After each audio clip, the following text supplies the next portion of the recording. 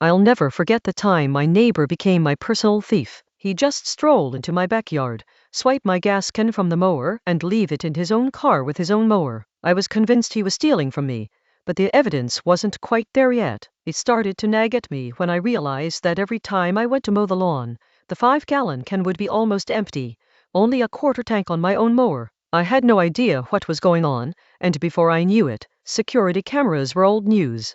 So, I set up a makeshift camera from my laptop with motion detection software. The next thing I knew, caught the guy in the act, walking into my backyard just 5 minutes after I left the house. The thrill of revenge coursed through me, but I needed a plan to get him to take the bait. I had an idea, and it involved leaving a little gift for him. For the next week, every time nature called, I made sure to, deposit my unwanted cargo into that gas can. It was full of pee by then, but still reeked of gasoline, just enough to confuse anyone who didn't know better. The next day, I left it on the back patio, making a big show of checking the fluids in my car and packing bags. I wanted him to think I was leaving for a road trip, but little did I know, the tables were about to turn. So I returned home an hour later, my car's having some issues, only to see the thief in his front yard, wrestling with his lawnmower like his life depended on it. He was red-faced and cursing like a sailor. And then, disaster struck.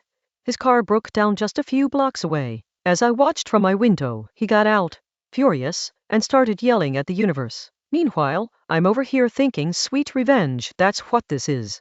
It wasn't until later that day when I checked on the gas can. It was empty, but the cherry on top, the thief had arrest warrants, and I just so happened to be part of a sheriff's ride-along program in his name.